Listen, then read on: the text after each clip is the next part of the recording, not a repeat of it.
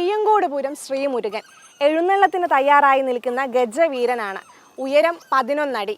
പാപ്പാനോ പനമ്പട്ടയോ വേണ്ട, ആരെയും കുത്താനും വരില്ല. എഴുന്നള്ളത്തിന് നിശ്ചിത അകലം വേണമെന്ന മാനദണ്ഡവും ബാധകമല്ല. ചെവിയും തുമ്പിക്കൈയുമാട്ടാൻ ബാറ്ററി മാത്രം മതി. ശരിക്കും ജീവനുള്ളൊരു ആന ചെയ്യുന്നത് നമുക്ക് ഈ റോബോട്ടിനെ വെച്ച് ചെയ്യുന്നതിൽ ഒരു പരിധിയുണ്ട്. മറിച്ച് ഒരുപാട് സമയങ്ങൾ ചെലവഴിക്കുന്ന സന്ദർഭങ്ങൾ ആനയെ വെച്ച് ഒരുപാട് വെയിലും കൊണ്ട് വെയിലത്തൂടെ നടത്തിക്കുന്ന ഒരുപാട് ദൂരങ്ങൾ സഞ്ചരിക്കുന്ന ചടങ്ങുകളൊക്കെ ഉണ്ടെങ്കിൽ അതൊക്കെ നമുക്ക് ഇത് വെച്ച് ഉപയോഗിക്കാനുള്ളത്. കൃഷോബ്, ശബരീഷ്, സുധീഷ് എന്നീ സുഹൃത്തുക്കളുടെ സ്വപ്നമായിരുന്നു സ്വന്തമായി ഒരു ആനയെ വാങ്ങണമെന്നത്.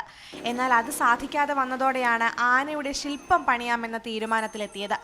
ഈ മൂവർ സംഘം തന്നെയാണ് ജനുവരിയിൽ പയ്യങ്കോടുപുരം ശ്രീമുരുകനെ കോഴിക്കോടേക്ക് എത്തിച്ചതും. ഫൈബർ ആനയുടെ പുറത്ത് വെഞ്ചാമരം, ആലവട്ടം, മുത്തുകുട, തിടമ്പ് എന്നിവയായി 4 പേർക്ക് കയറിയിരിക്കാം. 5 ലക്ഷം രൂപ മുടക്കിയാണ് ആനയെ നിർമ്മിച്ചത്. പറവൂരിലെ ആനമേക്കറായ സൂരജാണ് ശില്പി. ഇതിനോടകം തന്നെ നിരവധി ക്ഷേത്രങ്ങളിലെ എഴുന്നള്ളിപ്പിനായി പയ്യങ്കോടുപുരം ശ്രീമുരുകനെ എത്തിച്ചിട്ടുണ്ട്.